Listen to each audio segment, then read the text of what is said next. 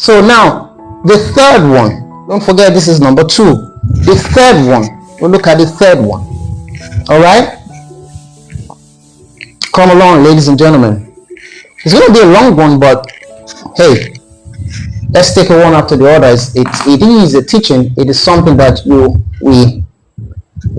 is the knowledge that you have been yearning for a very long time. So take your time, listen very carefully, and then go back to it, study it over and over again, and then start to practicalize it. It's very important. Start to practicalize it.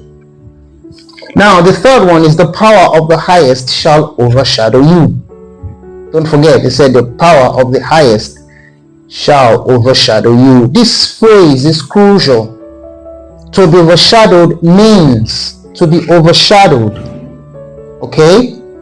To be overshadowed means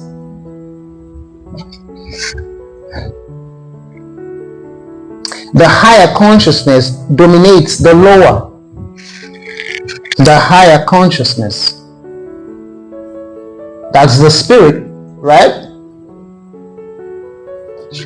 Dominates the lower. Okay, that is the spirit dominates, in charge of the lower self, flesh, higher self, spirit. So the spirit dominates the lower flesh, the lower self. The higher consciousness dominates the lower. Now it also says that divine awareness eclipses ego identity. Divine awareness eclipses ego identity. The infinite impresses the finite. The infinite impresses the finite. So the finite, infinite, infinite impresses the finite. The finite is the flesh. The infinite is the spirit. It impresses itself upon the flesh, takes over, be in charge.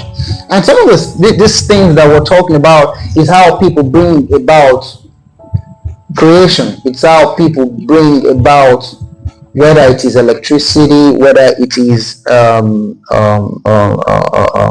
cars, our planes, whatever it is that we have in the surface of the earth right now that has to do with creativity, it started from the higher self. It started from that self that is not bound by belief, not bound by any limitation, not bound by ego, not bound by, it's just free, open, ready to receive, receptive, and that's what the spirit here represents. The infinite impresses the finite flesh. Now it also went ahead to say this is the exact moment of inner conception. It is the exact moment of inner conception. This is where conception happens, where the spirit overshadows the flesh. Like you're thinking about something for so long, and then you later just get it out of your conscious, and then it goes deeper into the subconscious, because the subconscious virgin is receptive to anything. All right, and then so as the subconscious begins to breathe upon this with the help of the infinite, the spirit, as the spirit impresses upon the flesh or upon the things that you are thinking about and breathing upon it, what usually happens is it brings it into form. So the inner conception of whatever it is that we are trying to bring about is being impressed by the spirit. All right, so this is the exact moment of inner conception, where the spirit impresses itself upon the flesh, where the infinite impresses itself upon the flesh. So the mind becomes still, the ego relaxes, and a new identity is conceived. Okay, the mind becomes still, the ego relaxes, and a new identity is conceived. So that's basically what the spirit represents when it talked about overshadowing, all right, in the Bible, where we looked at the Holy Spirit shall come upon thee, and the power of the highest shall overshadow thee. The power of the highest self, the power of the Most High, the highest state of consciousness, the highest state at which you're vibrating.